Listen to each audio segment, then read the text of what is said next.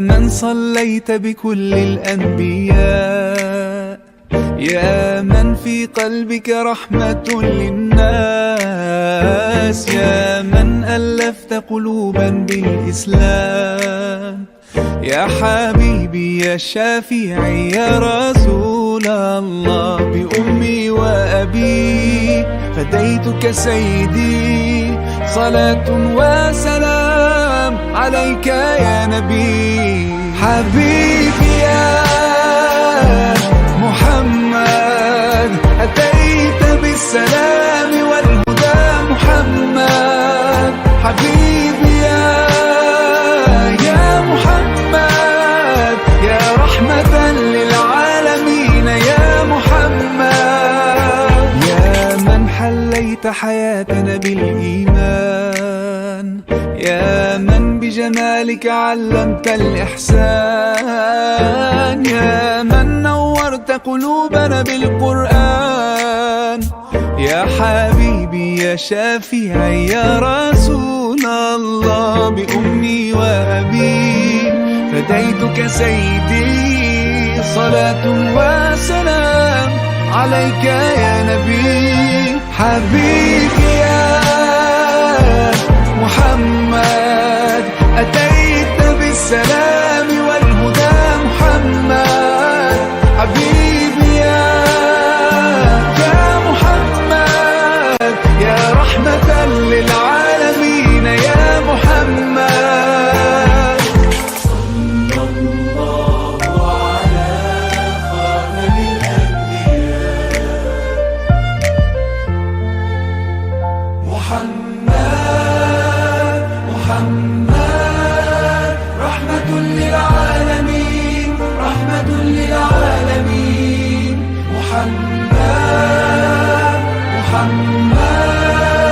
رحمة للعالمين، رحمة للعالمين، محمد رحمة للعالمين، رحمة للعالمين.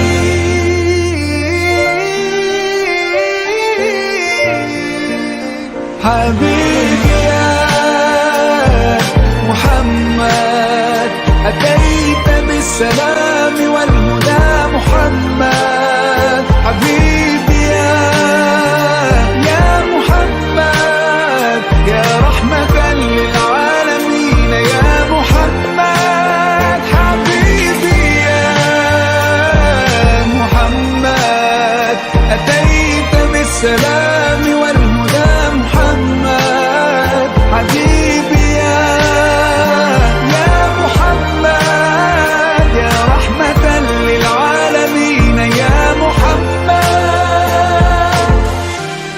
أنت نور الله فجرا، جئت بعد العسر يسرا، ربنا أعلاك قدرا يا إمام الأنبياء، أنت في الوجدان حي، أنت للعينين ضي، أنت عند الحوض. I don't know how to prepare because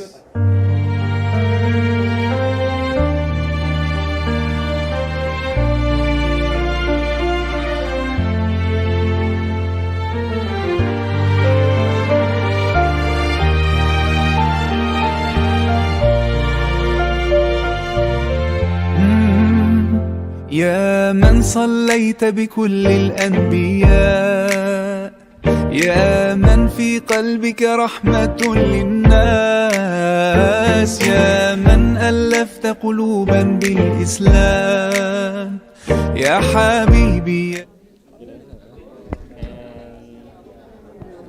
this new house, the heater doesn't work. The heater doesn't work, so we have to use a portable heater. Okay, but portable heater is not as good as the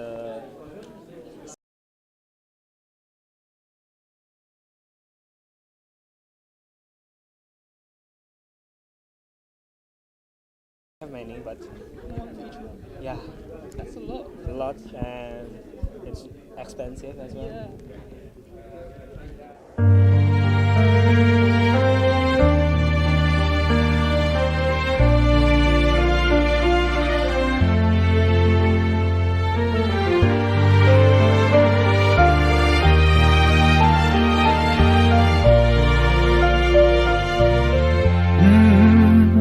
يا من صلى. Ini mat, oh ya, ini ditempelkan di. Oh ya, kebalik. Iya, kebalik. Iya.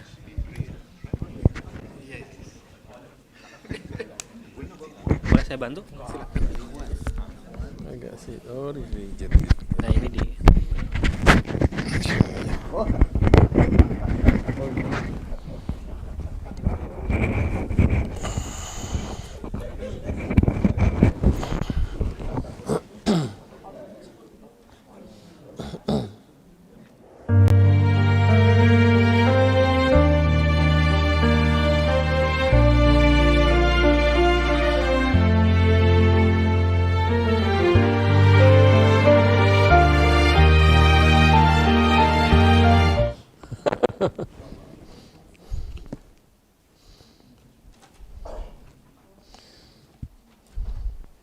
Bismillahirrahmanirrahim.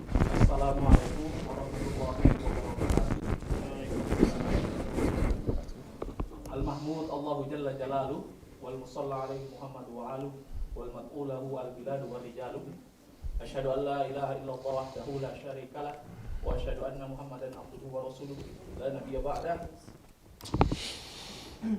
Honorable, our brother Kiai Paul Salahuddin Armstrong, as the head of Islamic Chaplaincy at the University of Birmingham, Al-Mukarram wal Muhtaram, Asatizuna min Indonesia, wal Ustazat, ahlan wa sahlan bikudumikum fi Birmingham, khususan fi hazihil halaqatil dirasiyah ad-dawli bil mawdu' the spirit of WAQF for the economy of Ummah.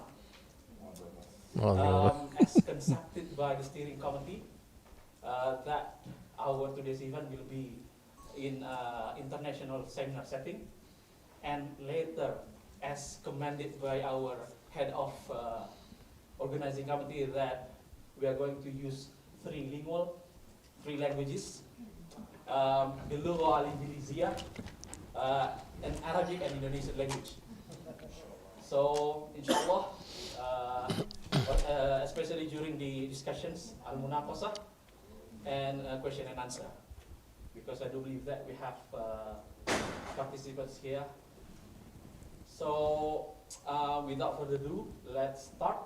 Hayya nabda barnamajal al-yawm bi qiraati basmalah. Bismillahirrahmanirrahim. The next agenda is reciting Holy Quran by Ukhti Zakiyatul Mufidah. She is a PhD student at Theology School. And please, Ukhti Zakiyah.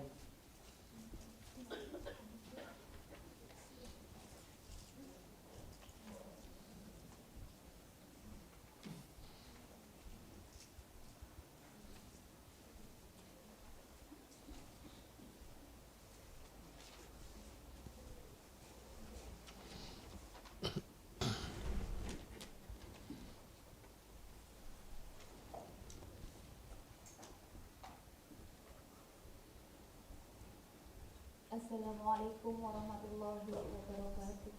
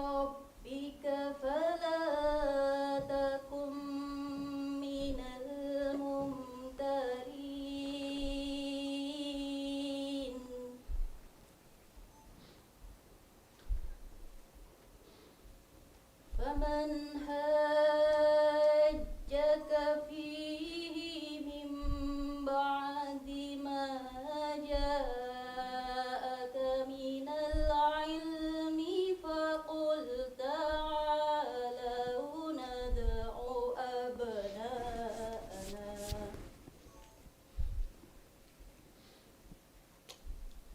فقل تعالوا ندع أبناءنا وأبناءكم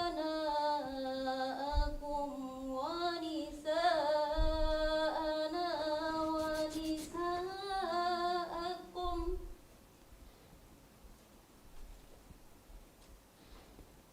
ونساءنا ونساءكم وأنفسنا وأنفسكم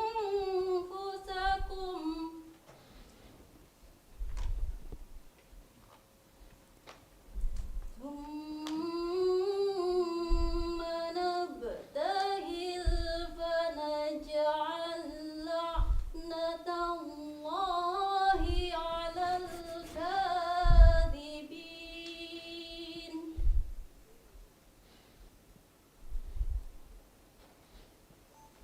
إن هذا لهو القصص الحق وما من إله إلا الله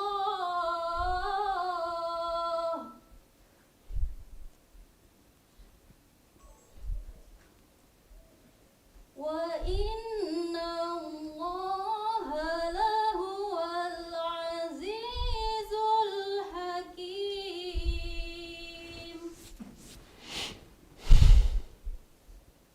صدق الله العظيم والسلام عليكم ورحمة الله وبركاته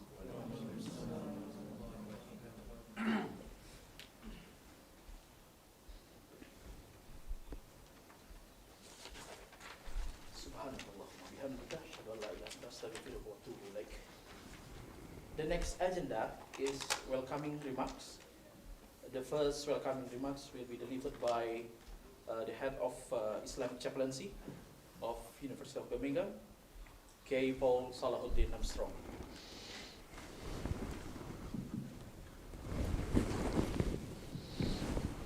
Assalamu alaikum wa rahmatullahi wa barakatuhu. Welcome to Professor K.H.Hamid, Fahmy, Zarkasyi, and Dr.H.Khoirul, Umam, and K.H.Hadiyanto, Arief, and to everybody else who's made it here to attend today. It's my great honor to welcome you to my chaplaincy. It's a multi-faith chaplaincy, by the way.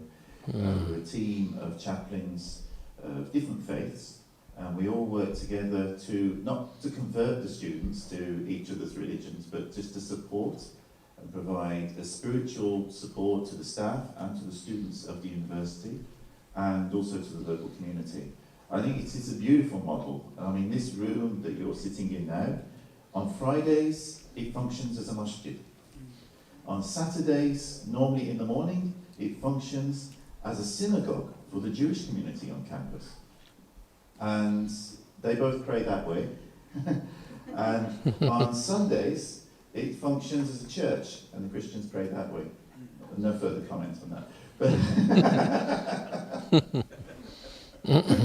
But I must admit, the one time when we put the chairs like this for the Christians, I left one prayer mat here. Yep. But it was originally built as a Christian chaplaincy, and then probably in the 1960s or thereabouts, and thereafter it started to be used by other faiths.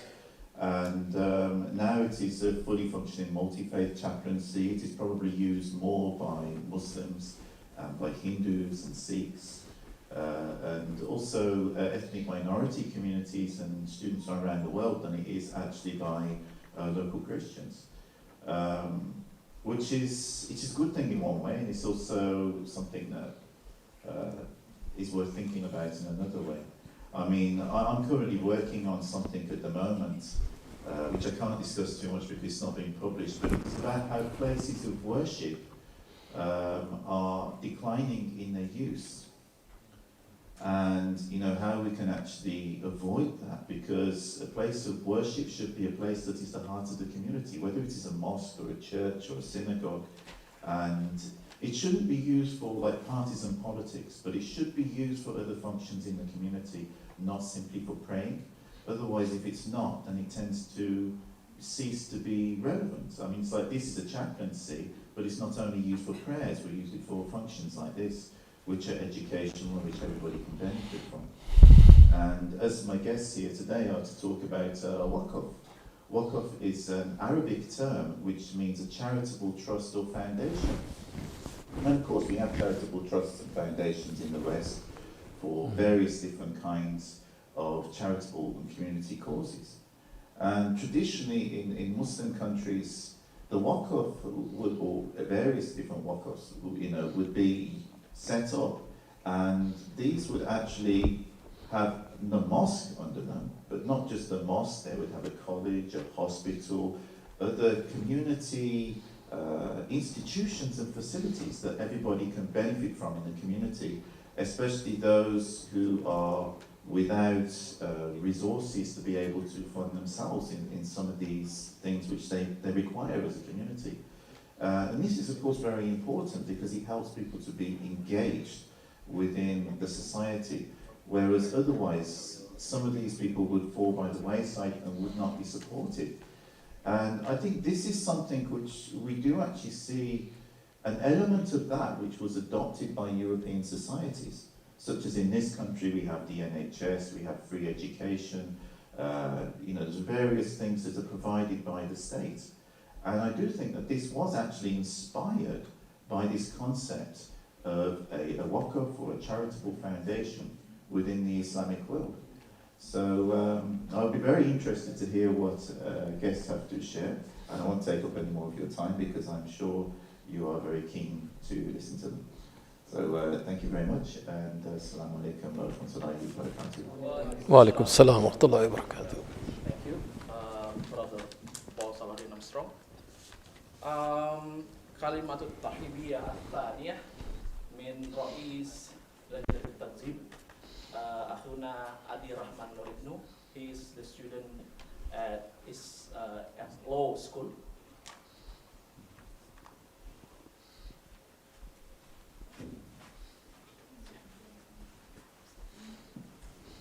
Bismillahirrahmanirrahim. Assalamualaikum warahmatullahi wabarakatuh. Alhamdulillahilladzi arsala rasulahu bil huda wa dinil haqq liyudhhirahu 'ala dini kullih walau karihal musyrikun walau karihal munafiqun. The Honorable Prof.Dr.K.H.Hamid Fahmy Zarkasyi, the Honorable Dr.H.Khoirul Umam, the Honorable Dr.H.Hadiyanto Arief, and our beloved brother Pak Kiai Paul Saladin Armstrong. I would like to extend my speech briefly and quickly, and I will not use 3 languages because we don't have much time, and I knew that all the participants cannot wait to listen to the presentation. So first, I would like to give my highest appreciation to the organizing committee that have been able to hold this event successfully. And the second one, I would like to apologize if in the way we serve everything in this beautiful building was not meet your expectation. Thank you. Mohon maaf atas segala kekurangan. Terima kasih. Billahi taufiq wal hidayah. Assalamualaikum warahmatullahi wabarakatuh.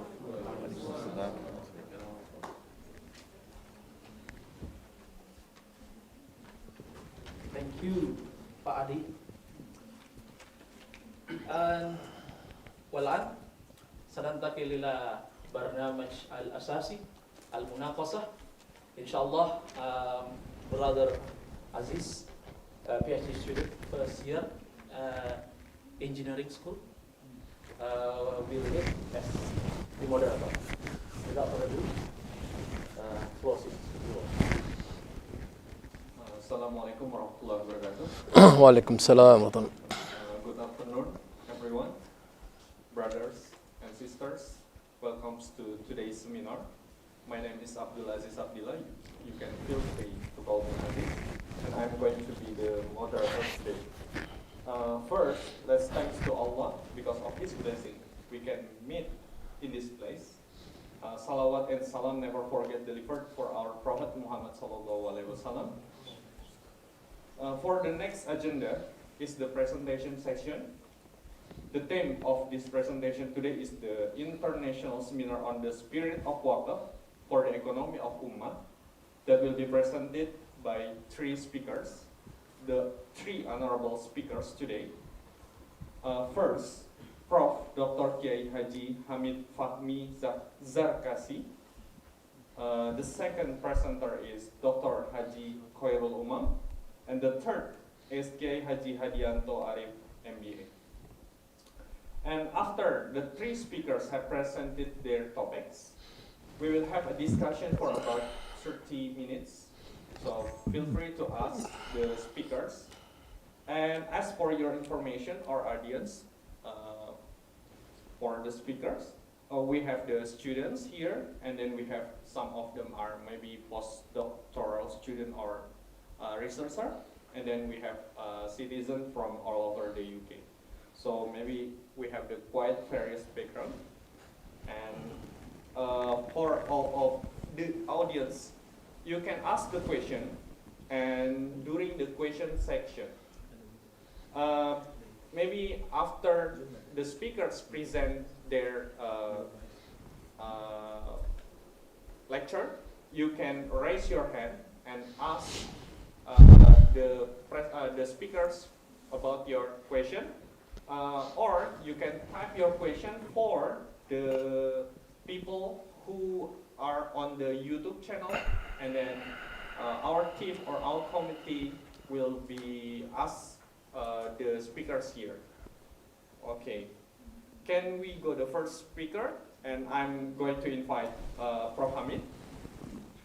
Before we start, let me read Prof. Hamid's profile. He is a professor and rector at the University of Darussalam, Gontor. If I'm not mistaken, I read his profile. He is also an alumnus of University of Birmingham. Yes, Prof. Maybe we can close. In 2012 until 2017, he became a panel member of the Indonesian Ulama Council. Bromi, become Bromi. Ulama of Indonesia. Besides, there are so many publications that has been published by Prof. Hamid, such as books, paper, and articles.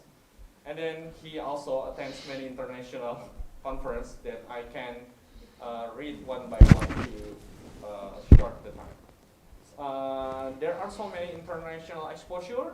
He already shared his knowledge or in the conference such as in Austria, Turkey, Melbourne, Australia, and so on. Okay, without further ado, the floor is yours, Prof. Yeah. Maybe as your information, you can present for 30 minutes, and I will remind you when the time is 5 minutes left. Thank you, Prof.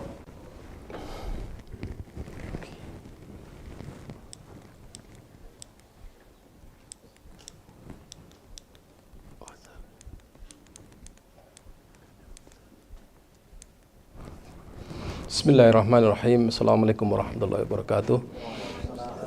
My brother, Sheikh Paul Salahuddin, and my dear students, guests, and also my beloved friend of Birmingham Pengajian. It was my program that when I was in this campus. Thank you very much for this precious opportunity to deliver the A very simple topic on WAQF that we have been lost in so many centuries. I'm very happy to be here after 26 years. When I was here, this student was not born, I think. Yeah, very long time ago, I used to have this Friday prayer here and have this pengajian and that side upstairs. And I used to park my car, my second car. Yeah, and of course we have a beautiful community, Indonesian community, part of Kibar, and until now we have still keep in touch with those people, including the deputy governor of Bank of Indonesia was the part of our pengajian here, and also a deputy minister of finance. Yeah, Professor Mardiasmo. Well, I think I have a lot of slides to be delivered, but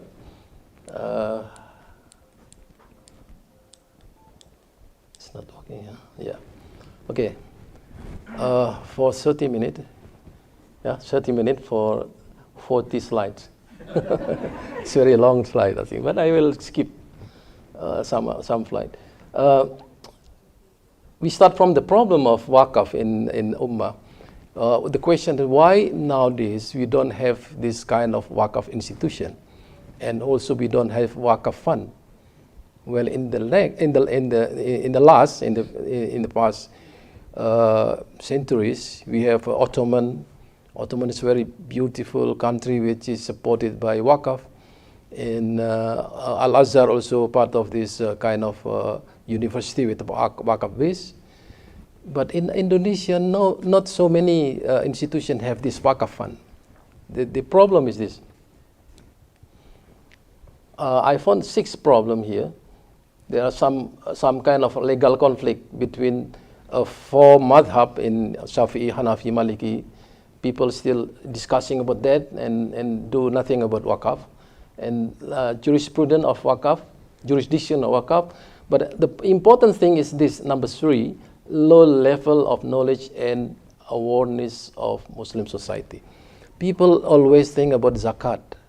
People pay zakat but don't care about WAQF. This is the problem. They think that when they pay zakat, that's enough for him. But in Islam, actually, there are so many kind of so many kind of giving in Islam. See, we call it sadaqah. Sadaqah is very wide range of giving in Islam. So, you see, there are compulsory sadaqah. Yeah, this is including zakat, infaq, and family infaq also. But I will make it shorter. Then the picture is this very beautifully designed, I think. Yeah, there are material wealth that we have to give to other people, and immaterial wealth. The first is it is compulsory. Compulsory one is infaq, zakat, kafarah, nazar, but it is very limited. You know, zakat is only 2.5%. But the sunnah one, the sunnah of this material wealth is waqaf, hadiyah, hibah, and infaq. Yeah. There are also immaterial wealth that we can give to others, like nafakah for the family. This is also kind of sadaqah. Also, teaching the student or teaching our children. Yeah. If you teach your children the Quran, it is equal to giving sadaqah to other people. And also, there are very beautiful things that we can do by legal status of sunnah. Yeah. We can have this kind of zikr, smiling to others. This is immaterial, but you can do that equal to sadaqah. Tabassumu kali akhika sadaqah. If you smile to your brother, it is equal to giving sadaqah. So if you don't have money, give smile to others. So Islam is very easy religion. So I don't want to explore this the meaning of WAQF, I think I can give it, I give the slide to you, to the committee, and distribute to the other people. The word WAQF, yaqifu, mean to stop or to stay. I mean, the material thing should be maintained at the one place. So you cannot sell it, you cannot give it to other. When it is WAQF, or given to institution or individual, then you have to hold the asset that can be benefited by preserving the original form to be distributed to the person or permittable person. The next one is this. There are different opinion of 4 schools of Islamic jurisprudence: Hanafi, Maliki, Shafi'i, Hanbali. Munzir Kaf give very simple example of the meaning of WAQF: perpetually and temporarily holding a property to take advantage of it continuously or to benefit from its benefit for some general or special goal. So this is a kind of a giving. Unlike zakat, if zakat is only distributed to 9 people, classes of people, but a WAQF can be distributed to all people. So it is more beneficial compared to zakat. And zakat should be finished. When you distribute zakat, it can be to the poor people, for this fisabilillah and mu'allaf and so many people, and it can be eaten or it can be consumed very easily and very shortly. But for WAQF, it cannot be distributed to people and taken or spent and it can be finished. It cannot be finished. Yeah, it should be maintained and should be taken at advantage, and that advantage can be distributed for all people. Okay, then now there are so many terms that we have to understand about this. WAQF is the endower, the people who give the assets. And the other one, al-mawquf, mean the fixed asset, whatever, used to have this material asset that can be maintained or be used at benefit. Mawquf alai is the benefit recipient. For what is this WAQF for? This is very important. You know, when someone gives, for example, 1,000 hectares of lands, he should be declared for what you give the WAQF for that. And you cannot use for other purpose. But sometimes we can negotiate the people when he declared that I want to give this land to other people. But the problem is the land in the high place of mountain. You cannot take the benefit of that. So you can negotiate with that endower and say that, what if we sell this land and we buy the shop in the city? So we can negotiate with this. If he agree, then it will be okay. It should be sigo. Sigo means the declaration. You should very clearly be declared that this WAQF is for certain purpose. And then Nazir is the person who receive the WAQF. And Nazir usually is like board, WAQF board or some kind of institution, organization, and it must be Muslim. The watcher of WAQF must be Muslim. It must be mature, trustworthy, and capable of that. The period, this is very controversial among the 4 jurisprudence school of jurisprudence. Shafi'i, Hanbali, and Hanafi agree that WAQF should be forever. But only Maliki say that WAQF can be forever and can be temporarily. See, this is, I think, this is not necessarily the point of dispute, because this is kind of ijtihad. Ijtihad, if you are not really true, you get 1 reward, but if you are true, you get 2 reward. So ijtihad is not something absolutely be accepted. So you can use the Hanafi, Shafi'i, Hanbali, or you can use Maliki. But nowadays in Indonesia, the Badan Wakaf Indonesia, Wakaf Board of Indonesia, agree with Maliki. Like for example, this touching a woman, Syafi'i for that is membatalkan wudu. See, but then but the Indonesian people go to Hajj, they forget Syafi'i. They change into Hanbali and change into Maliki. So see, this is kind of ijtihad. So we should not make it. This is problematic for us to execute the Waqf. The endower, the Waqif, can be non-Muslim. If there's a non-Muslim give some land for Muslim, we can accept that. Yeah, I think this is very special and very detailed. I don't need to explain this one. Now, kind of Waqf.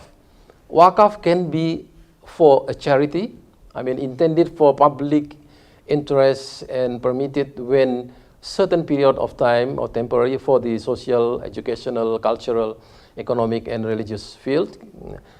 There are also Waqf Ahli or Waqf Zuri or family. For example, a big family have the enterprises and then maintain that enterprises for all the family, for the education of that family. It can be also kind of Waqf. Okay. Now, the Waqf that has been done in many countries, always idle Waqf. People give Waqf for the mosque, Waqf for the graveyard, Waqf for something that's not productive. Now, we improve this in Muslim Ummah, we improve this. We actually don't newly improve. There had been so many examples during the Ottoman. When the Caliphate built a mosque, at the same time they built a market. The market is Waqf for the maintenance of that mosque. This is always like that. Okay, this is called productive Waqf. The market is a Waqf that nobody can sell it, nobody can move it, but this market can be utilized, its production for the maintenance of the mosque. The other one is consumptive Waqf. Management of Waqf said that are permanent or cannot be developed anymore. This is what had been done in our countries, Indonesia. This is the place of worship, the mosque, the building of education institution, and then some kind that cannot be expected to have some kind of profit. The summary is this: Waqf should be restrained property or both movable and immovable in order to consume, not to be consumed, used personally. So this is for public. Waqf is morally for public, and it cannot occur except at the will of the Waqif or the endower, temporarily or permanently. I think the third one is not quite important. I will go. I think not. Yeah. You will never find the injunction of Islam that make you compulsory to do Waqf. In Quran, you will never find this. Awqafu amwalakum is not available in the Quran. So why is it very important? Because this is kind of sunnah. You should remember that the thing that when it is called sunnah, you will give more reward than compulsory one. The example is very easy. You pray 5 times a day. If you pray 5 times a day, the reward is only 1. If you do it in Jama'ah, you 27. But when you give sadaqah to other people, 1 sadaqah equal to 7, and 7 equal to 100. 1 sadaqah is 700. This is sunnah. Like the prayer, for example, 5 times prayer is only 1, but if you do tahajjud, it's more than 5 times. The reward is more than 5 times. So in this moment, I would like to open our mind that the sunnah or the thing that we do in the position of sunnah is more important than the compulsory one. This is the point. So wakaf is very important. Zakat also important, but zakat is like saying praying 5 times a day. When you do that, it will finish because it is compulsory for you. But wakaf is like sunnah, other work of sunnah that if you do that, people will take benefit more than that. So during the Prophet, the example is already there. The Prophet also give the Quba and Nabawi Mosque. This is wakaf from the Prophet. Abu Bakar, Umar, all the Prophet companion also give the wakaf, and it become like this. This is the wakaf from the Prophet, continuously after the Sahabat, and then the period after that, and it become, you see, Kaaba and Masjid Nabawi is the development, the example of the development of that wakaf. Yeah, and Khilafah period also, okay. You see, we remember Osman ibn Affan well, and also garden. Until now, the water that produced in Medina is belong to Osman Waqf, Osman ibn Affan Waqf. Okay. Okay, I don't need to. This is the example. Yeah. Contemporary Waqf project. We have in Malaysia. Malaysia is very developed in this regard. There are also Jauhar. There are also I don't remember. So many institutions belong to Waqf. In Saudi Arabia, when you have to perform Hajj or Umrah, you will find Zamzam Tower. Zamzam Tower is the Waqf of King Malik Abdul Aziz. And the benefit of that mosque or that hotel, there are 3 or 4 hotels inside Zamzam Tower. And the benefit of that project, hotel, can be used for many purposes: education, social institution, and so many other things. And very interesting is the billionaire of Saudi Arabia, Sulaiman Al-Rajhi. Yeah. Not all of his assets were inherited. He's a very rich man, but his son and his family do not receive the inheritance. I mean, fully. But more than half of them were donated. His Waqf value reached more than 13 billion. 13 billion pounds. 13 billion pounds donated for Waqf, which is managed productively, and the result of which is allocated for humanitarian, social, and education. This is a real example of Waqf in nowadays. Al-Azhar University is very old Waqf university. He give nowadays, until now, he give 50,000 foreign students with full scholarship. I think no university can give more than this. I think British Council is only 75 a year. In Al-Azhar, 50,000 students, foreign students, they are given a ticket, return ticket, and give them a dormitory, also monthly stipend. Although it's not too much compared to Chiefening Award. It's not too much money. But, the number of the students who receive scholarship is wonderful. Okay. Turkey, I think the country of Waqf. Ottoman Empire was supported by the thousands of Waqf institutions. Thousand, not only 100,000 of Waqf institutions. And nowadays, because of the scholarization, it become only 100 Waqf institutions. And there are Waqf universities, and of course, this university is supported by Waqf institution. I think this is a long discussion to explore in Turkey nowadays. And this is the Sheraton. Sheraton is Waqf hotel in Turkey. One other thing is, this is my university. This is University of Darussalam, based on Waqf. Yeah, and even one thing that I think not very familiar in other Islamic countries, the WAQF is not only material, but WAQF of human being.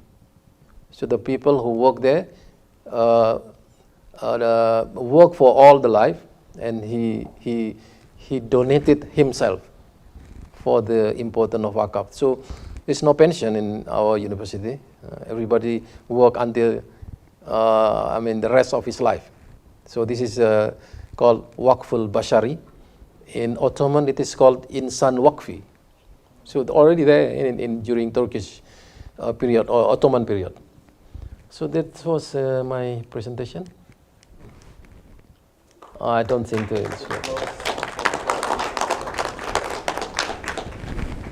Thank you so much, Prof. It's half an hour, huh? Amazing presentation, so it can broaden our knowledge for the WAQF. Second, Dr.H.Hadiyanto. Oh, yeah. Okay, maybe one of the conclusion is WAQF is very important because it's sunnah. If something sunnah is done, and it will get multiple rewards, and it can provide goodness for the Muslim. The next, we can currently move to the second speaker. The second speaker is Ustadz Dedi. Maybe before he start our presentation, I will explain his profile first. Ustadz Dedi is the chairman of the Pesantren Darunnajah in Jakarta, and he also the president of the Darunnajah University in Jakarta. Before that, he is the leader or chief, right, for the Ponpes An-Nur Darunnajah 8 Cidokom Bogor. If you don't know, there is around maybe Gunung Sindur, Ustadz Dedi, right, in the area. Yeah, which Close your house. close my house. Okay. Neighbor. Ustadz Dedi currently pursuing his doctoral degree at the Gajah Mada University at the Economic Islam, and then he is postgraduate student twice in Bristol University, and then before that he was graduated from the Sunderland University, UK. Maybe without further ado, the floor is yours, Ustadz Dedi. Thank you. Thank you. Bismillahirrahmanirrahim. Assalamualaikum warahmatullahi wabarakatuh. Waalaikumsalam. Alhamdulillah wa syukurillah wa la hawla wa la quwwata illa billah. Asyhadu an la ilaha illallah wa asyhadu anna Muhammadan abduhu wa rasuluh. Rabbi shrah li sadri wa yassir li amri wa hlul 'uqdatam min lisani yafqahu qawli. Amma ba'd. Should I speak Indonesia or three languages? You will speak Arabic. Three languages. Three languages. Alright. Because you understand 60% of my. Okay. Let me. I will explain something about the implementation of WAQF, because so many in Indonesian culture we have pesantrens. Pesantren is a very old institution in Indonesia. Some of them are older than hundreds. Little Boyo, 300s, 200s. Sidogiri, it's older than institution. Many Birmingham University. I don't know when it's established. Maybe. Not sure of the top. Very old. Yeah. But some of them are older than 200 or 300s. Gontor is one of the first modern institution Pesantren, and they the one, I think, the first that donate as a WAQF. Is that true? Right. Yeah. Darunnajah is the son of Gontor because it's established by the alumni of Gontor. And this is now, today, we have 420 institutions that established by the alumni of Gontor. The 123 years. Sorry? 123 years. 120 years. 123. And 20. It was So established it's, in 1900 by Royal it's Chancellor. not far But away from it was the Bonded. successor to Queen's College, which was founded in 1825, so it's really older, but it was under a different name. Oh, okay. So you're older than us. That's okay. The Pesantren itself, you know, we in UK there was a similar education system, what we call by boarding school, isn't it? Yeah, boarding school, and it's considered as the best education system, I think, because it's the most expensive as well. I'm not sure is it best or not, but you know the what is it, bangsawan, the royal family, they send their children to the boarding schools. I think it's because you know they create leaders. Prince William, Prince Harry, they all of them they study. It's the very same education system in Indonesia. We have it, pesantren. But the opposite is not very expensive there. Yeah, it's very cheap. It's considered as the cheaper option of the. But why is that? Because it creates leaders as well. Boarding school here, they create leaders. Gontor, they create leaders. You know, the first Prime Minister of Indonesia is Khoirul. Khoirul. He is the alumni of Gontor. The chief of Muhammadiyah, Din Samsudin, is alumni of Gontor. The chief of Nahdlatul Ulama, Hasim Muzadi, is the alumni of Gontor. The chief of Minister of Religious Affairs. Minister of Religion, Umar Hakim Saifuddin, Maftuh the Basuni. Ministry of the what is it? Foreign Affairs. I'm here. Foreign Ministry is also alumni of Gontor. Yang agak-agak ini. The MPR also, even the right wing, that's alumni of Gontor. So they create leaders, boarding schools create leaders, but they're very cheap. And the answer is goes to the WAQF productive system. So why they can, you know, provide a very cheap education is not because they cheap, but because they have supporting system, economic supporting system that come from WAQF. And I will explain it and give example from Darunnajah experience, because Darunnajah is still young. It's only 60 years old, and it's established by KH.Hadiyanto and KH.Khoirul. It's located, bukan PowerPoint ya? Yeah, okay. Yeah, it's started by 1961. It's located in Jakarta. It's started by only 3 hectares land. Now we have like nearly 1,000 land of WAQF. Yeah, hectares. So it's quite big, but it's not only in Jakarta, but it's spread in all over Indonesia, in Bogor, in Serang, in Sumatra. Now we have like only 30,000 students in all over Indonesia. Now we also have university, and that's one of the example we will see how we manage our, you know, economic system, because it's related to the very fundamental spirits of the pesantren that you know, educated by Gontor itself, which is part of Pancajiwa. Next, next. This is the 2006, 17, 38. Okay, next. Now we have like I'm not sure, but last 2016 we declare WAQF again, and the nominal, the assets that he donated is 1.6 trillion rupiah. Next. So why the spirits of WAQF can make such institution sustainable. Because Gontor, it's became bigger and bigger.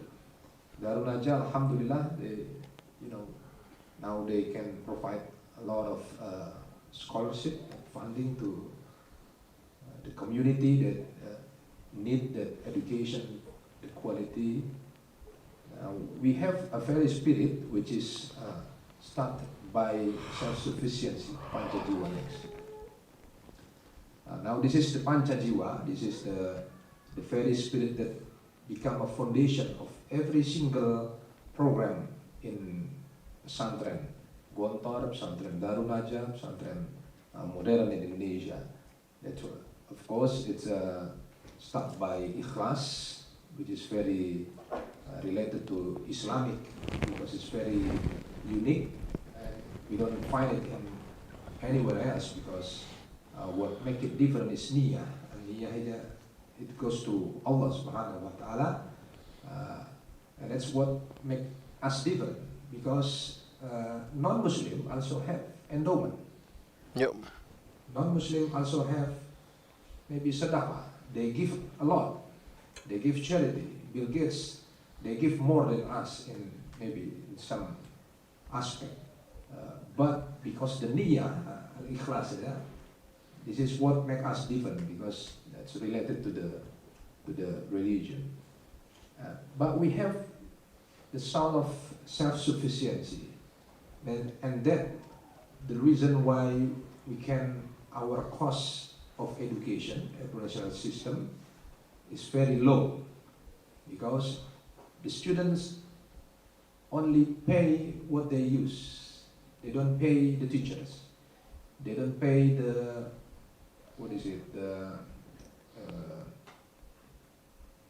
the aspect other than the use daily, like food, or the electricity. So we call it by the zelfbedrijving system. Zelfbedrijving system is come from the Dutch terminology, which means we pay together and we use together. So they only use what they use, what they eat, what they, they spend. So they don't use, they pay the teacher. The teacher, they don't get paid. The teacher in Pesantren, like Gontor and Darunnajah, they don't get paid. They only provide a basic, Ihsan. Ihsan. We call it Ihsan. Ihsan means like, it's basic. Honorary, I think. Yeah, Like honorary. Honorary things. But the teachers, they give them opportunity to trading, to make entrepreneurial stuffs like providing food for the students and everything. So they don't live with the students. That's what makes us different.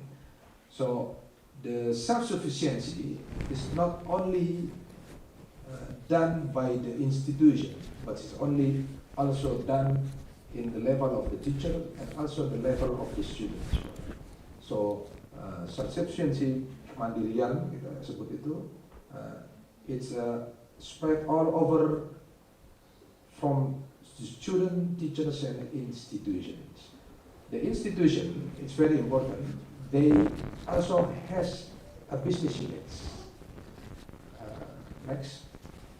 Yeah. This is the spirit, giving, giving, and giving.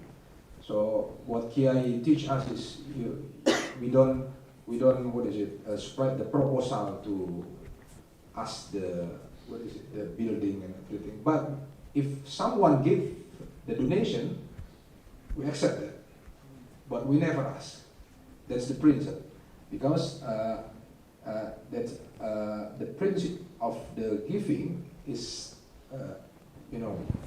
it's everywhere, from the student, from the teachers, and from all of them. Okay, next. Next. Yeah, this is the revenue. This is an example of the numbers of the revenue of the Pesantren. So units business, the revenue stream they compound 30% of the whole revenue stream of the institution. This is the example of the revenue, the unit business. Next. Like this one, we have captive market, cooperation, canteen, laundry, everything, hotels. Next, we have production house, magazines, everything. Next, travel, finance, and then Umrah, Haji. Next, and we also agro business like palm oil, and veterinary. Next, and cooperative as well. Okay, that's it. Next, yeah. So we can call it Pesantren is, it's a WAQF model by social entrepreneurship. This is one of the model, but this is not the only one available. Some of them they depend on funding. Some of them Pesantren depend on the fees of the students. But Darunnajah and Gontor, we not depend on the funding and not depend on the fees, but we create with our economic system that supporting that we call by social entrepreneurial institutions. Next. Yeah, this is the definitions, but I don't want to talk about this, but it's now become more and more popular, I think, in UK as well, yeah, the social entrepreneurships, because it's become the solution of the economic, business in the future, which is not very capital, but they can be balanced between making a profit, but not only for the shareholders, but it also become a benefit for all the stakeholders of the community. I think that's the presentation that I will explain it for you. Maybe we will discuss it later. Thank you very much. Assalamualaikum warahmatullahi wabarakatuh.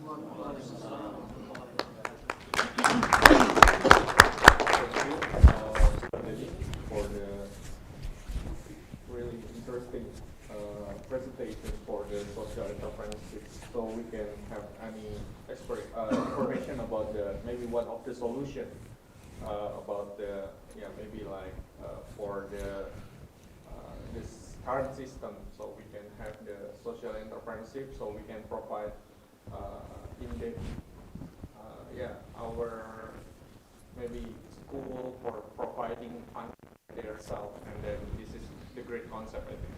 Okay, for the next, the last presenter,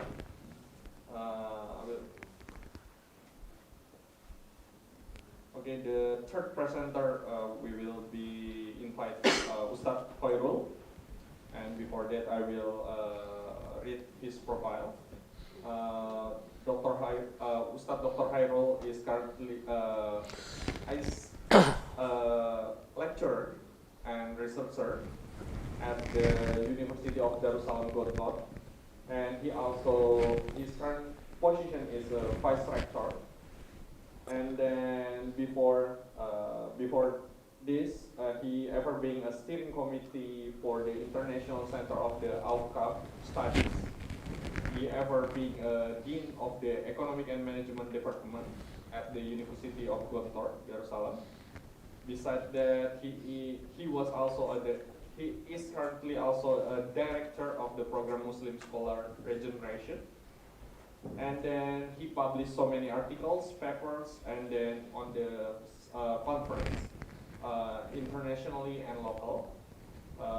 The current, or maybe the last publication is on the Islamic Finance conference on the Islamic Finance in Kuala Lumpur, Malaysia in 2022.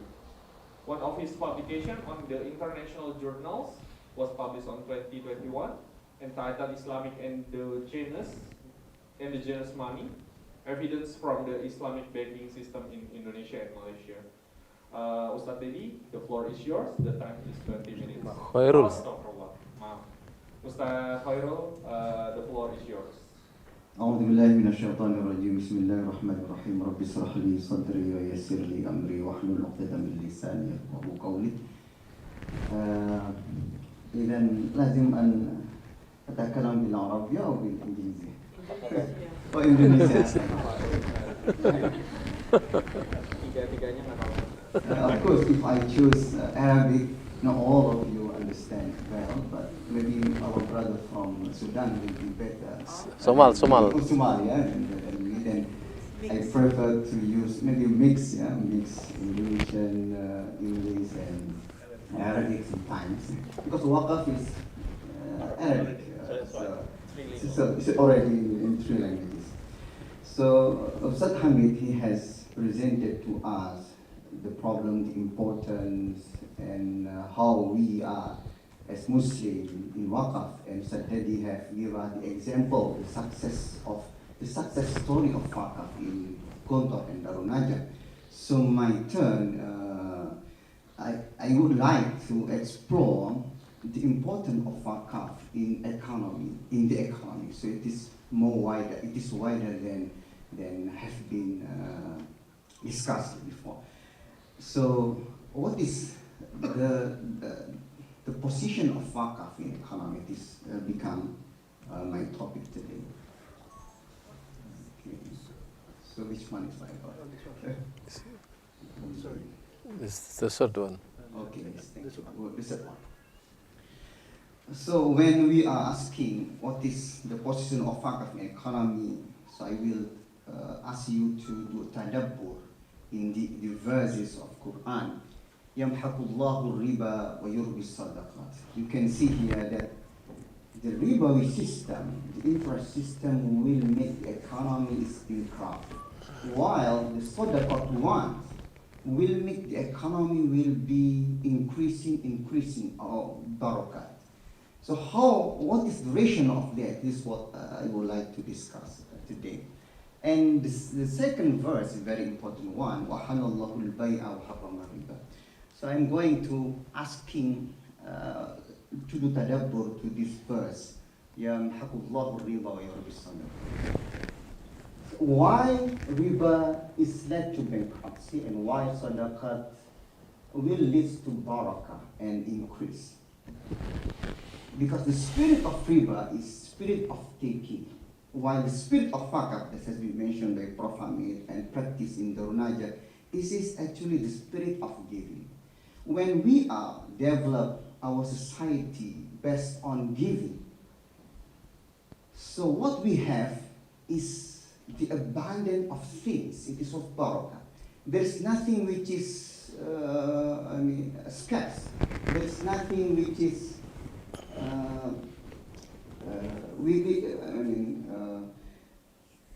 but you can imagine when our system is taking. You can imagine there is nothing enough when everybody of us thinking about taking. For example, in the time of crisis, for example, if everybody is thinking about taking, so how many things prepared will be not enough. For example, if our government, if our economic system, the government think what can I take during my period, and the rich also think what can I take from the society, and the whole society also thinking what can I take. So there is no sources will be enough for this taking system. But when we are all thinking about what can I give, the government think about what can I give, the rich think what can I give, the poor think what can I give. So it will be just everything is viable, everything can be reached, everything is there. So it is what we are calling tomorrow. So it is why when we are knowing about the difference between capitalist system and socialist system, it is actually the same beginning. They start to think that human, it is just self-interest, cannot share to others. So in capitalist system, this individual is given the system, which is market system. By that, they are really they have free comfort. And then finally, they are grouping. They are bourgeois and they are proletariat, and they are problematic.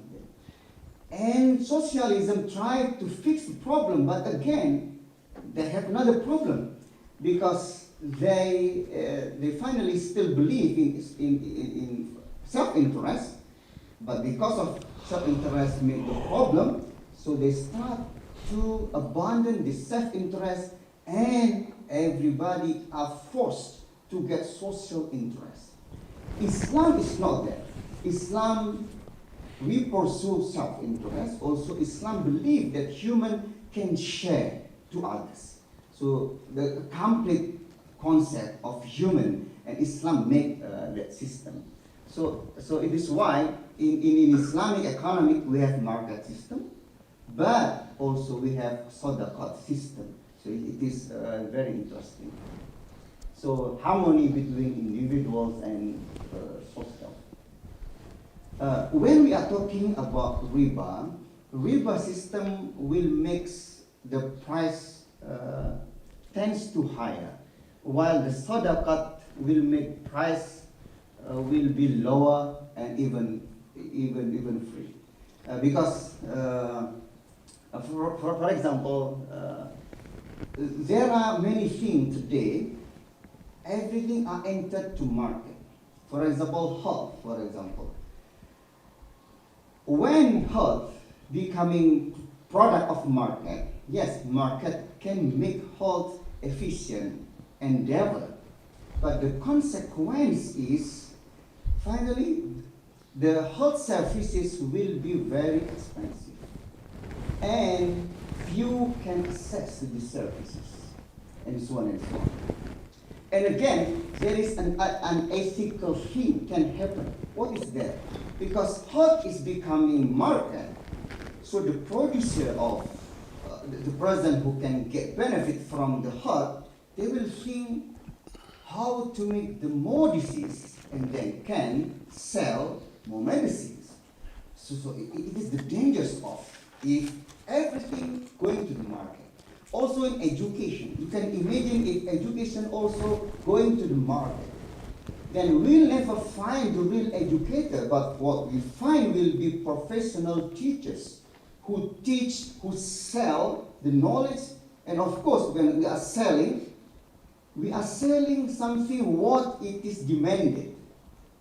So it will be very difficult to sell like the holy, to sell religion or to sell something. We cannot ask morality. We cannot, again, talk about morality to our students because our students not really demanding that morality.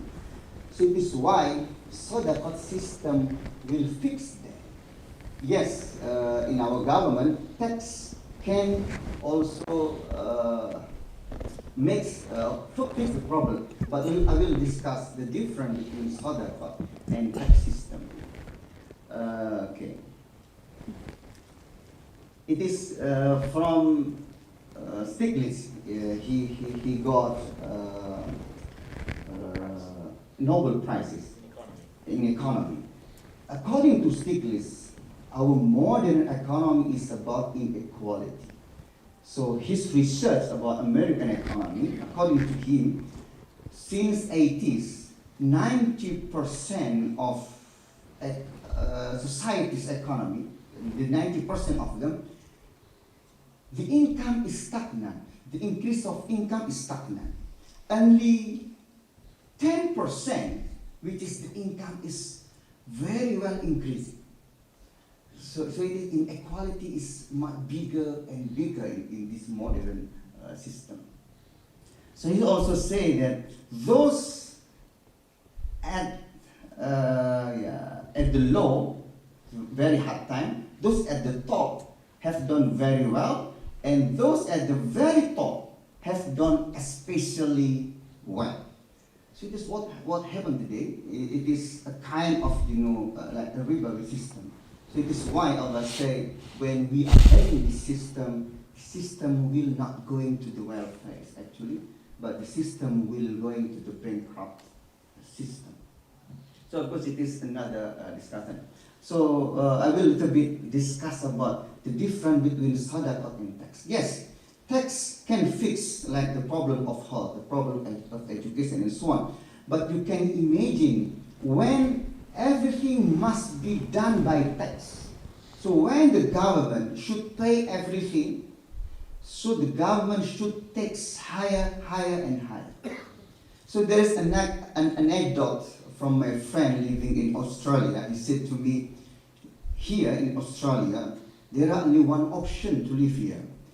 Either very poor or very rich. And do not in between. He said, why am I asking? Because when you are very rich, after your tax is taken, you are still rich. And when you are very poor, at the end, you will get money from the government, from another tax. So you can reach the middle. But when you are in the middle, he said, after tax, you get nothing, you are same with the poor, he said. So it is the problem of tax system, it is because we are forced to follow them. But in Islam, yes, there is of course tax, but very little tax. But Islam try to take the community join together, build together the society and the state. This is what's happening actually in Islam. Do you know why Gontor is very successful? Do you know why Darunnajah is very successful? Because we are living in the giving system. We are not thinking about taking. What we are doing is giving. So because of the teachers are giving, the students are giving, so we have, every year, we have what we are calling something which is added, something, like a profit maybe you are calling. Because of this profit, and then we can make building. We can make another enterprise, new enterprise, buy land and so on and so on. And by this system, it really a very barakah system. So sadaqah, it is like a voluntarily public need engagement, while the tax forced public need engagement. When you are forced to do something, it's very nice. It is why in Indonesia, very recent, there is a very hot issue, which is the Rubicon. One of the staff of tax in the government, they do many things very bad. So, of course, he do many things very bad with enterprises, how to not pay tax, because tax is very, very hard to do, because we do not feel, why should I pay tax? It's just for another. But different with WAQF, with sadaqah. WAQF, we are really enjoying in giving, because we see what we give, and we can see the benefit that it is tested by another people. It is why in the history of Islam, WAQF not only for human, but WAQF is also for animals. In Turkey, for example, until today, there is a WAQF which is for giving food for cat, food for dogs, food for until the bird which is coming. Yes, yeah. Very, very interesting when we are living like today, why we are eating very nice food.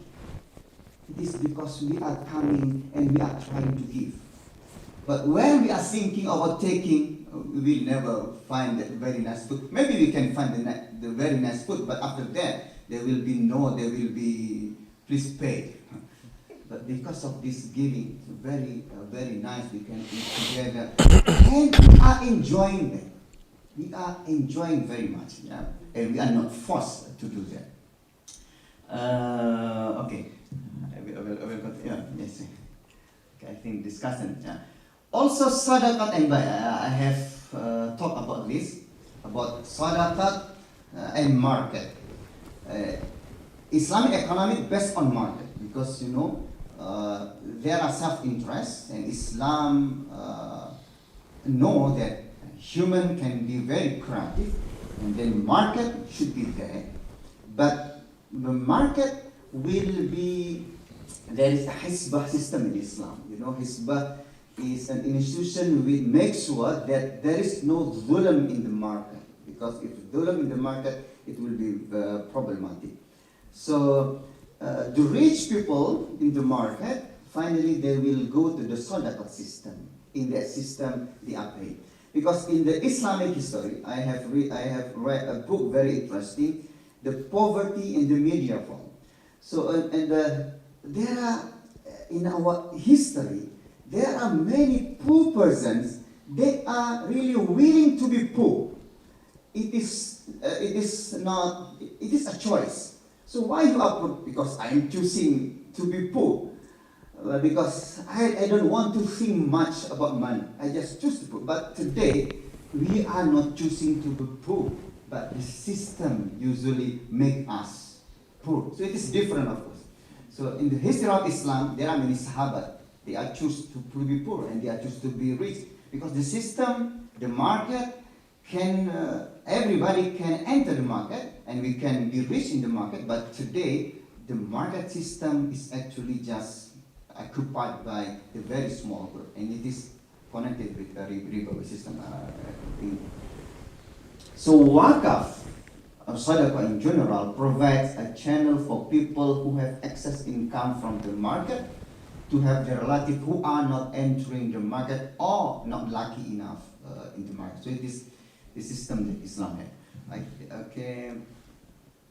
It is, Dr. Hamid have mentioned very well, it is the difference between waqaf, zakat, and economy. I will read because it is very important to understand.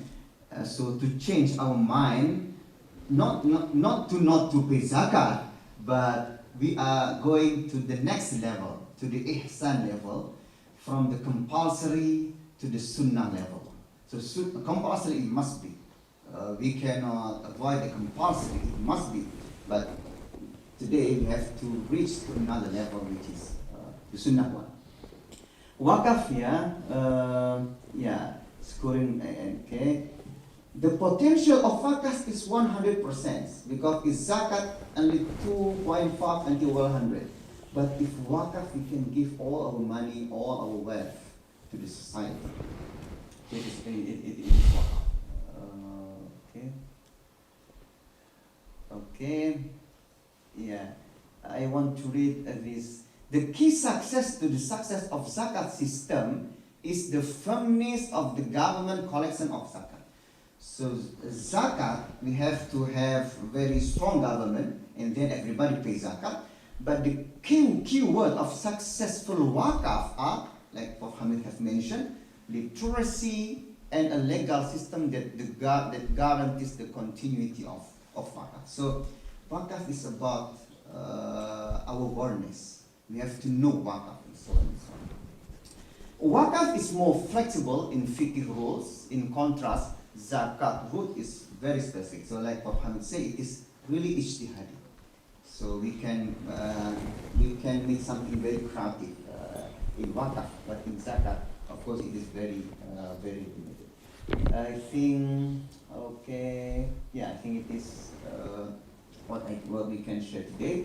Jazakumullah khairan wa billahi taufiq hidayah. Wassalamualaikum warahmatullahi wabarakatuh. Waalaikumsalam. Give applause for all the presenters.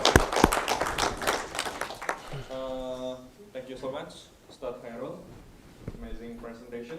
I think the challenge is to share this idea, thinking of giving. It's important, I think, rather than maybe taking the text, right? So there are many tax officers here. Yeah, maybe. I mean, Sadaqat will help government to reduce the tax. Oh, reduce the tax, right? Okay, thank you so much. Okay, for the next session, we have the question and answer session, and I will open 3 there will be 3 questions first. You can raise your hand, and then for the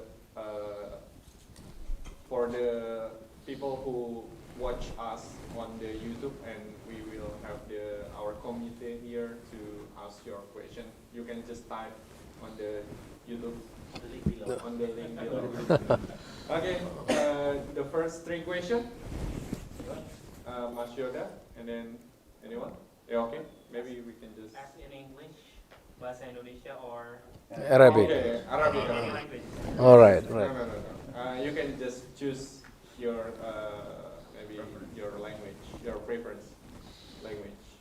Okay, Mas Yoda first. Sorry. sudah. Assalamualaikum warahmatullahi wabarakatuh. Waalaikumsalam. Thank you so much for your presentation, sir.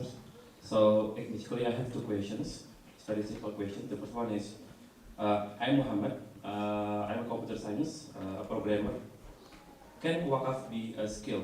Like, I WAQF my skill to produce an app for UMMAH. Is it also a WAQF? Should it be materialized or like skill? And the second one is, for sedekah jariyah. Is WAQF included in the sedekah jariyah? So when we die, the WAQF will continue giving us deeds, good deeds. So that's the 2 questions from me. Thank you so much. Right. Okay. Maybe Prof.Dr.KH.Hamid. Yeah. The first question. It's not working.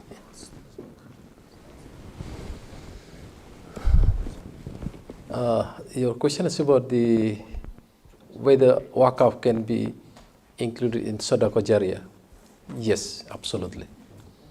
Anything that you donate for the sake of Allah can be Sadaqah Jariyah. Yeah. Your first question is about? Can WAQF be skill? Yeah. Even the knowledge can be given as WAQF.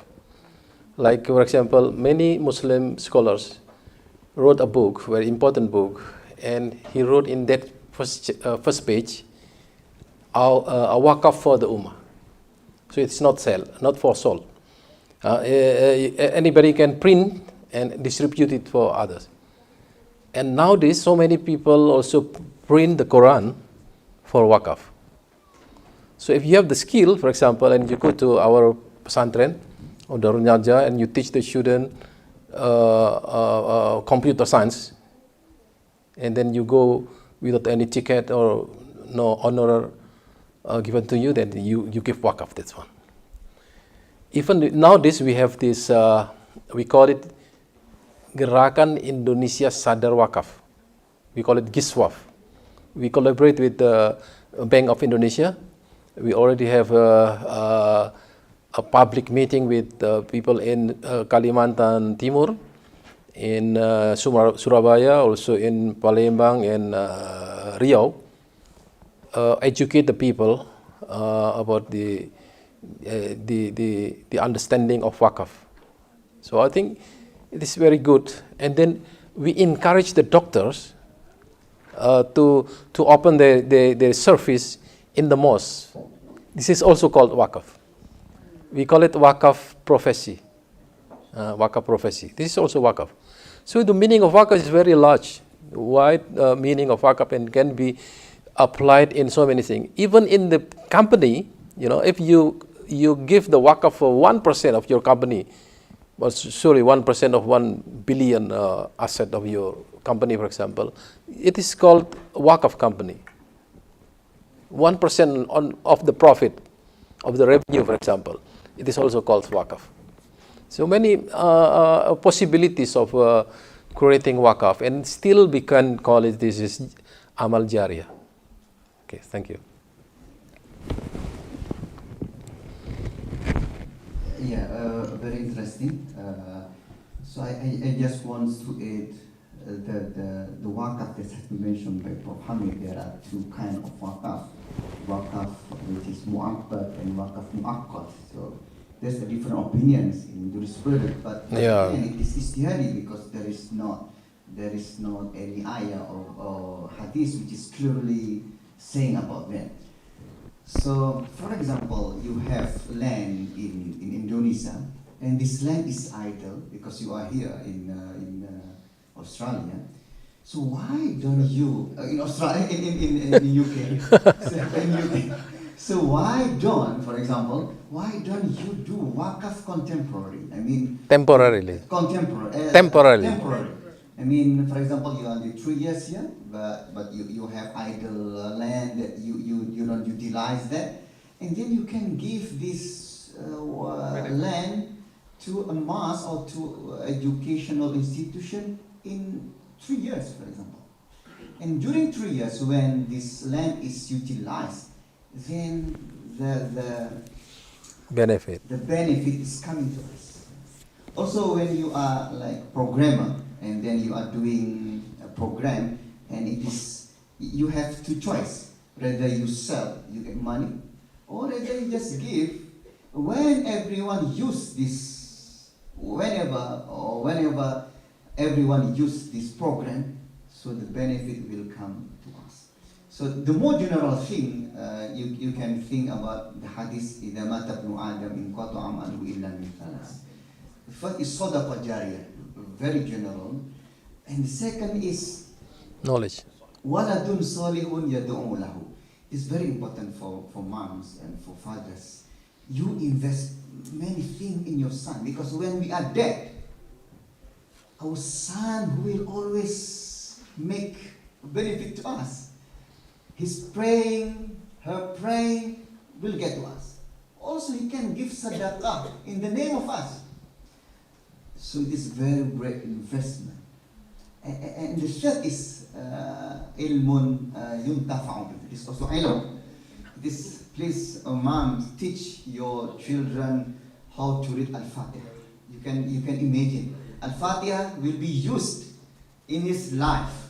And whenever he uses Fatiha because of you, it will come to us. We are lecturer in university. I am not sure that our knowledge that we are shared, maybe only 5% or maybe 10% are used by our students.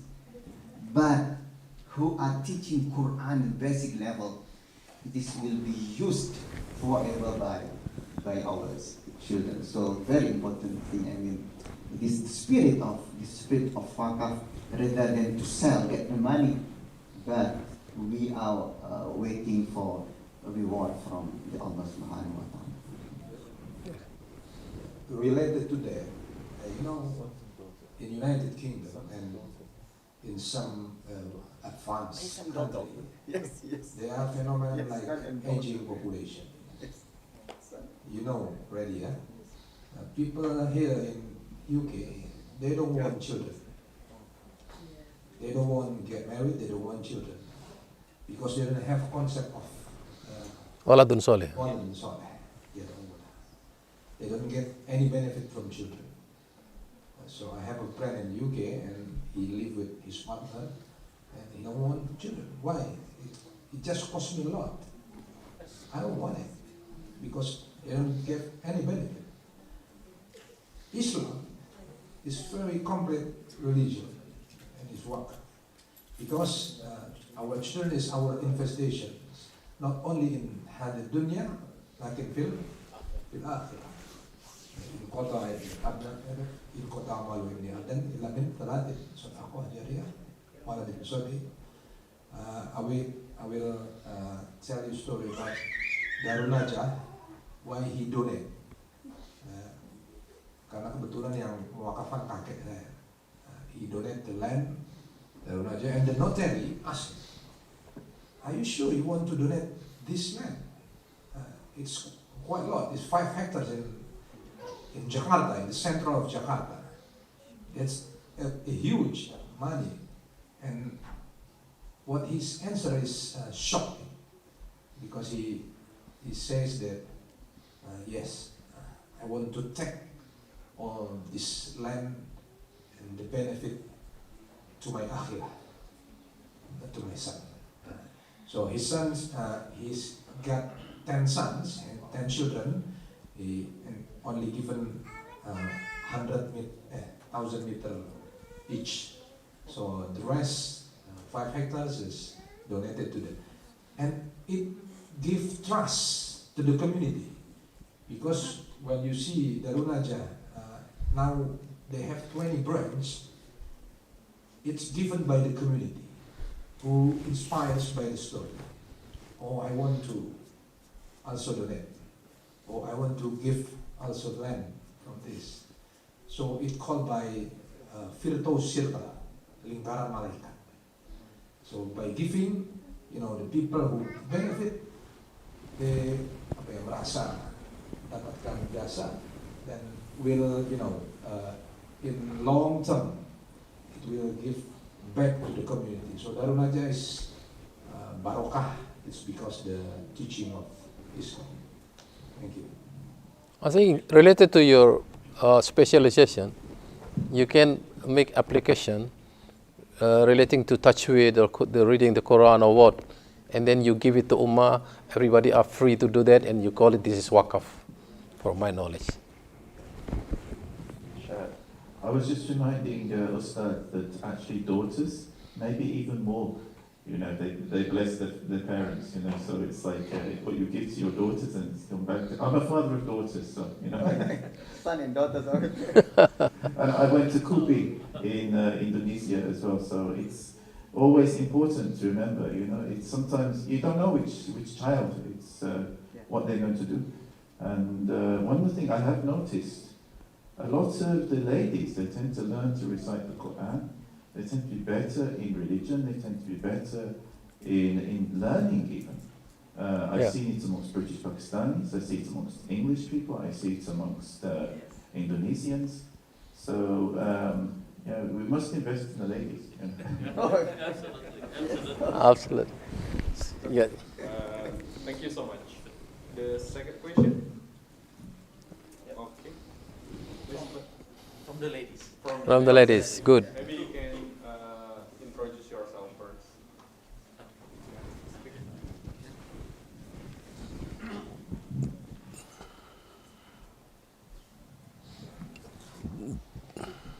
Thank you. Assalamualaikum warahmatullahi wabarakatuh.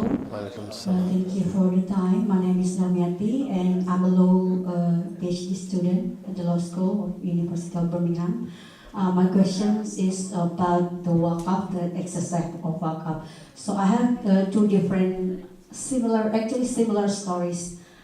First case is I know someone that he is imam of one of the mosques in my town in Indonesia, and he was given a land as a WAQF from one of his jamaah.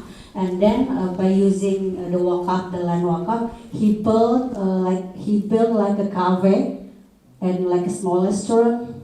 But the profit that comes from the cafe is used for his personal purposes, like to provide food for his family. That's the first situation. And then the second case or the second situation is I have let's say a relative or a friend. He was given a land from his parents, and then by using this land, he built like a Islamic boarding school using this land from his parents. But to access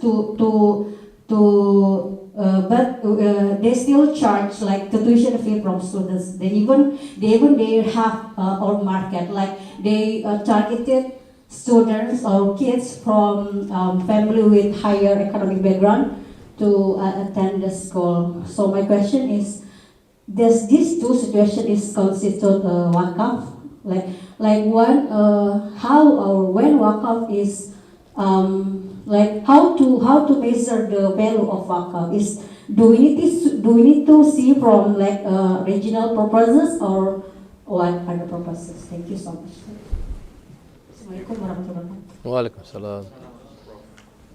Yeah, I think that mic is better.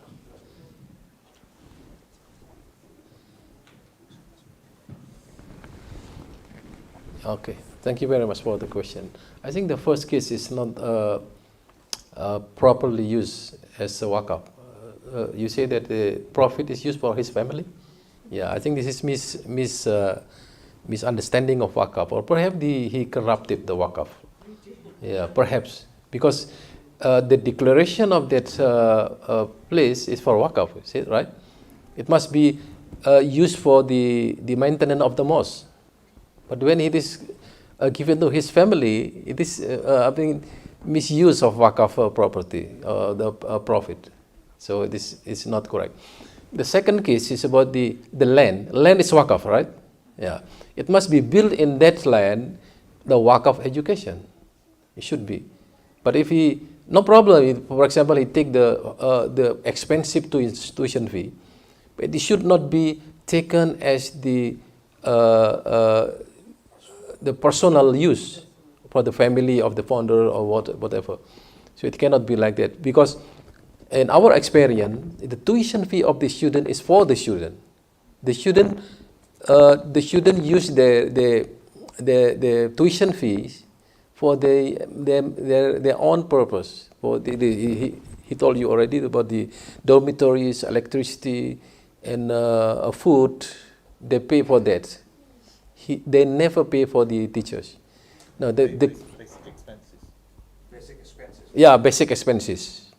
They don't. I mean, he is correct, because we don't sell a knowledge, and the student do not buy knowledge, because it is haram in Islam. We don't sell knowledge. Knowledge is for ibadah. So it is very difficult to explain in this way. We are teaching the student in very sincerely for the sake of Allah, not because you are paid the teacher and then we teach you. This is not the way the WAQF is based on this value. So that education institution should be based on the WAQF. It cannot be commercially sold to the society and then you are paid very expensively. The student also paid the tuition fee very expensively. This is not the matter of whether it's expensive or cheap. The matter is whether you utilize the tuition fee for the sake of this WAQF institution or not. This is the problem. Sometimes people use this kind of WAQF. Misunderstanding of WAQF is common in Indonesia. You know, even sometimes the land of WAQF is sold. Even they brought to the bank and then this become what did you call it? That guarantee for the bank. Yeah, for loan money. I think this is misunderstanding of WAQF. This is what I call low level of education or low level of knowledge of WAQF. This has happened. So we need to educate the society to understand very well about WAQF. So from the cases, we are knowing the importance of nadir. It is why in the parties of WAQF, there are very important part which is they are called nadir. The person who can manage, who can supervise, and so on and so on, make sure that this WAQF is really WAQF and benefited for the purpose of the WAQF. It is very important here. So the example of Gontor is very interesting. Gontor is not giving idle WAQF just because I have land and I cannot, I don't really utilize this land. I hope this land is benefit to me, and then I call another person, please make Pondok for my land because I want benefit, reward from Allah. Gontor is not in that case. Okay, this is good also, but Gontor is different. Gontor established in 1926. You can see, and the WAQF is done in 1958. So the founders, they build the system first. They make the system existing. They make the people are ready, and then after that, they declare WAQF. So in 58, Gontor is ready today to be developed, and Gontor is know the system. So it is not just giving to Nazir and then please do it for me. It is sometimes the case like that. But Gontor, it is he donate the productive WAQF, not only the WAQF but the system, also the management of WAQF. It is why today we are also encouraging and make enterprises, make rich people to understand wakaf. It will be very good if you donate your existing enterprise to be wakaf. It will be better because, for example, I have enterprise. Has been made very well. I just become commissaries, and then the management is settled already, and then they just switch to become wakaf. The management is settled, and then the benefit for the minds will be very clear. So it is meaning doing a productive wakaf, because sometimes we are giving a land, the land is not really productive, and then finally, please make sure this land is productive, and I will wait in the akhirah for you. It's of course it make the nazir is difficult, but it is okay. It is why we are not only need rich people, but today also we need the creative and the professional people who can manage the wakaf. I think wakaf is not just about rich, but it is also about professionalism or professional person and so on and so on. Okay, next. Mr. Dedi? Okay. Maybe we can check the YouTube. Oh yeah? Any questions from the YouTube? Any question from YouTube? No. Oh, this. No? Okay. Which one? The third question, please. Bismillah, Assalamualaikum. Waalaikumsalam. Boleh. Alhamdulillah, jazakallah ala wasalam Prof.Hamid dan para asatidz dari Indonesia. Menarik sekali konsep wakaf ini, dan alhamdulillah kami sekeluarga memang saat ini sedang mempelajari ini, dan alhamdulillah izin Allah dihadirkan ilmu itu ke sini, masya Allah. Yang jadi pertanyaan saya, Ustadz, ini jadi kasus yang banyak kasus di Indonesia itu ketika kita sudah mewakafkan sesuatu itu merasa kehilangan, merasa hilang. Dan ini kemarin sempat kawan itu kasus yang ada itu kawan dia mewakafkan, salah satu kasus ya, itu mewakafkan tanah beserta dia membangun masjid dengan harapan masjid itu dipakai semua kalangan. Tapi case yang terjadi adalah setelah dia mewakafkan, setelah di kementerian dan menerima sertifikat, kemudian sudah menerima sertifikat wakaf. Setelah itu malah masjid itu ketika dia datang ke sana jadi konflik antara yang tahlilan dengan yang tahlilan, antara yang malah kami sendiri, Ustaz.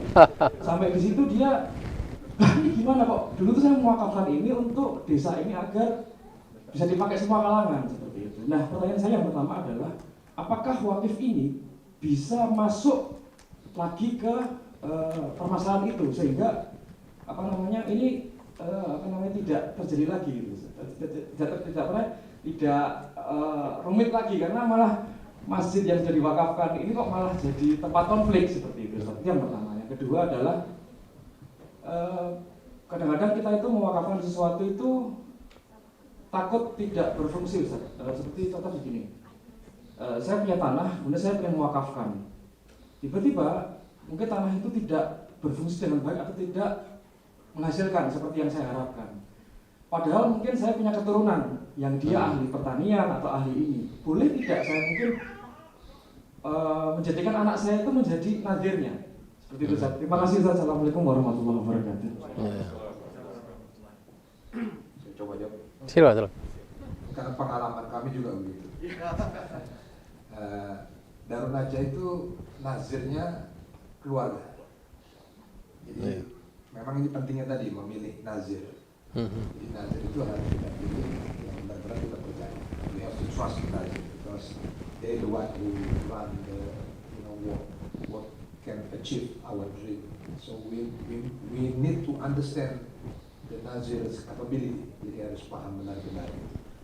Gontor sendiri wakaf, tetapi yang mengelola yang paling bertanggung jawab juga adalah keluarga. Prof.Hamid ini adalah putra dari pendiri Gontor, yaitu KH.Hamid Zarkasyi. Beliau adalah salah satu putranya. Nah, bukan masalah taking tadi, tapi it's about giving, the responsibility. Jadi melihatnya adalah melihat bahwa Darunnajah ini kalau tidak kita yang mengurus, yang benar-benar paham pendidikan dan segala macam, ini tidak akan bisa sekuat jika orang tadi tidak memiliki rasa kepemilikan. Tapi tidak semua keluarga mendapatkan, misalnya dari Darunnajah ini, nggak semua keluarga mendapatkan misalnya ihsan. Karena ada keluarga yang kerja di luar, dia tidak mendapatkan apa-apa. Kalau saya, karena saya ini, saya diberi ihsan sesuai dengan apa yang saya ucapkan. Maka nazir ini sangat penting sekali dan benar itu bisa diambil lagi. Nah, karena kenapa? Dalam beberapa kasus pondok-pondok kita juga ada beberapa yang salah urus, akhirnya kita ambil lagi karena itu tidak sesuai dengan peruntukan, tergantung dari akad wakaf yang. Jika ada penyalahgunaan atau minimal dia bisa intervensi, seharusnya bisa intervensi karena memang tidak lepas sama sekali, masih ada tanggung jawab dan bisa dialihkan ke misalnya yang bisa mengurusnya.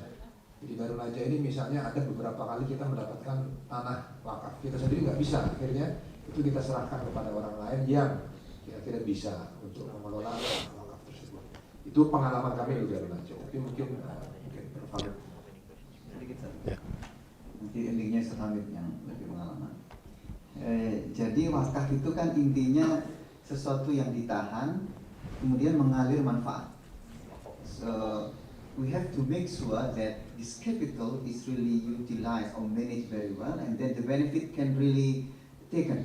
Kan? Harus itu. Maka kan perlu, we have to choose a very good person who can manage this. Jadi kalau kita wakaf itu, misalkan saya petani handal, kemudian saya tetap menjadi kepalanya, saya wakifnya, tapi saya kepalanya, tapi saya yang penting adalah benefitnya itu yang dialihkan ke orang lain. Jadi kita tidak harus lari. Ini kesalahpahaman banyak pihak. Sehingga kalau wakaf seakan-akan totally harus lepas gitu. Tentu tidak bisa begitu. Kalau kita make sure ini supaya manfaat, supaya ini, maka dibuat seperti itu. Di Gontor lebih unik lagi sistemnya, nanti Hamid yang. Ya. Baik, terima kasih. Jadi Gontor itu gini Mas, didirikan, ya, kemudian dikembangkan menjadi pesantren yang established, habis itu diwakafkan. Ketika mewakafkan pertama dia tidak tertulis, tapi sudah ada omongan dengan orang-orang itu bahwa ini saya wakafkan. Deklarasi resmi tahun 58 itu adalah deklarasi yang tertulis. Nah, yang penting di sini adalah tertulisnya itu. Nah, ketika keluarga mewakafkan, ada nggak yang tertulis? Untuk apa nanti? Jika, nanti harus ada klausul begitu. Jika wakaf ini tidak digunakan seperti semestinya sesuai dengan niat wakif, wakif akan memindahkan nazir kepada orang lain. Bukan mengambil lagi, jauh dari wakaf nggak boleh diambil. So you have to be very clear on what you mean by mauquf alaih. What for is it? Nah, kalau di situ konflik, mestinya ketika deklarasi wakaf pertama itu, Anda kalau masjid ini digunakan mengundang konflik antar kelompok, maka wakaf akan saya ambil dan saya berikan kepada nazir yang lain. Gitu. Jelas ya, solusinya begitu. Jadi tidak ada masalah. Nah, tadi saya contohkan wakaf zurri. Bisa keluarga Anda mempunyai tanah dikelola, habis itu hasilnya untuk orang banyak, atau untuk keluarga sendiri supaya keluarga itu nanti pendidikannya bagus, ekonominya bagus dan sebagainya. Tetapi niatnya wakaf lillahi ta'ala, supaya jangan ada keluarga yang misalnya terlalu miskin sehingga termakan oleh misionaris masuk Kristen. Nah, ini untuk menghindari itu supaya keluarganya kuat ekonomi, disokong oleh ini. Nah, itu bisa. Jadi ada wakaf keluarga, di Turki banyak sekali wakaf keluarga itu. Dan keluarga itu kalau sudah mencukupi, dia kasih orang lain. Tapi dia wakaf. Terima kasih. Any other question? From the online? Any question? Nggak ada. Ustaz, gimana? Masih mau lanjut atau? I think it's enough. Yeah. Okay. No more question from the ladies because they only had one. Oh. Please, any questions from the ladies? No.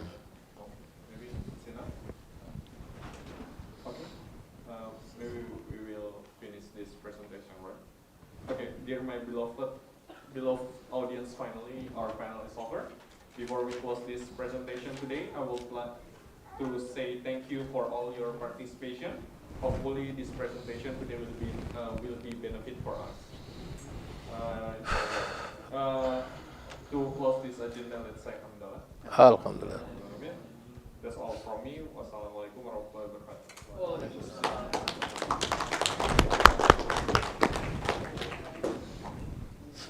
Thank you, Mas Aziz.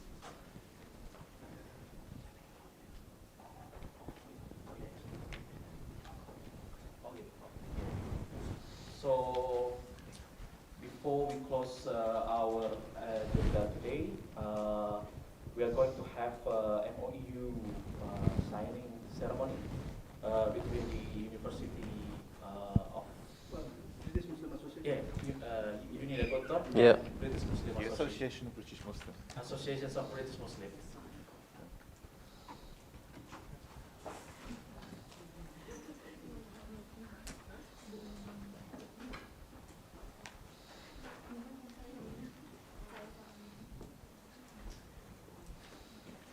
Okay. Come.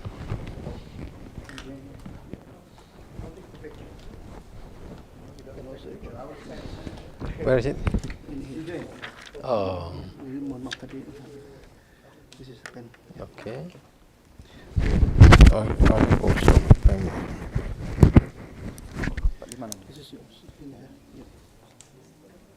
I'm here. Okay. Yeah.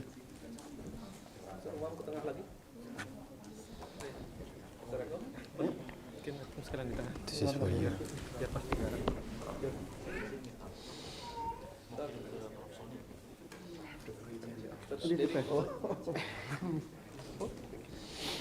Witnesses here.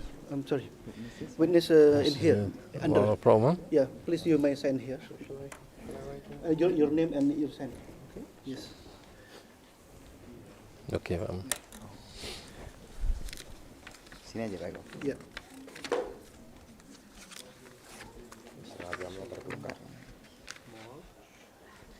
One more, Iqra.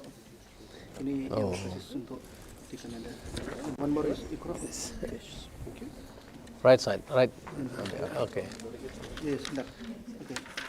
Oh, dia di bawah nih. Ya.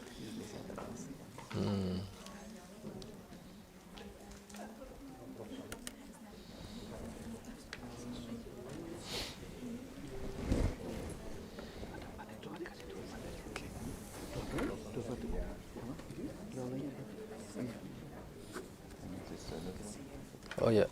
Oh, another.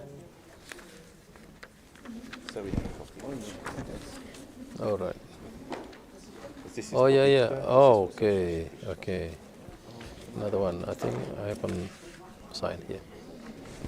Ini Iqra. Hah? Ini kalau tiga, yang mana? Cukup dua. Cukup dua ya. Ya, ini ada yang. Okay. I think you have already signed that.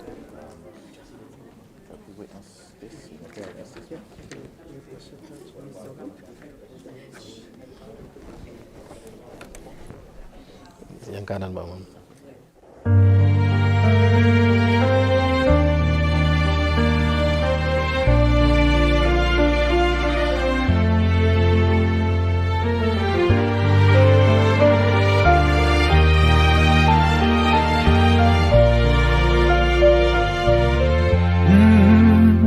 يا من صليت بكل الأنبياء يا من في قلبك رحمة للناس يا من ألفت قلوبا بالإسلام يا حبيبي يا شافعي يا رسول الله بأمي وأبي فديتك سيدي صلاة وسلام عليك يا نبي حبيبي يا محمد أتيت بالسلام والهدى محمد حبيبي يا محمد يا رحمة للعالمين يا محمد يا من حليت حياتنا بالإيمان يا من بجمالك علمت الإحسان،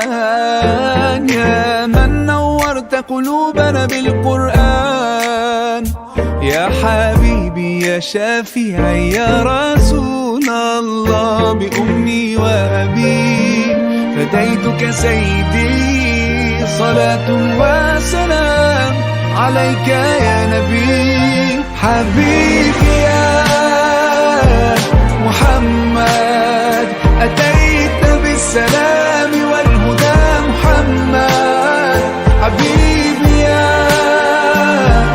محمد يا رحمة للعالمين يا محمد.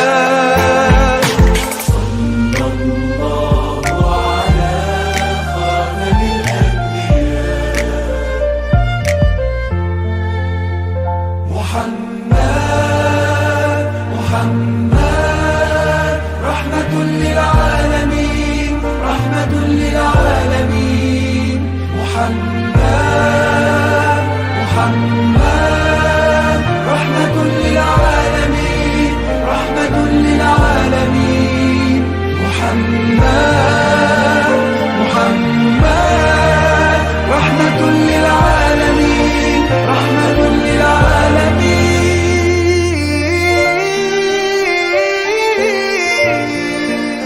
حبيبي يا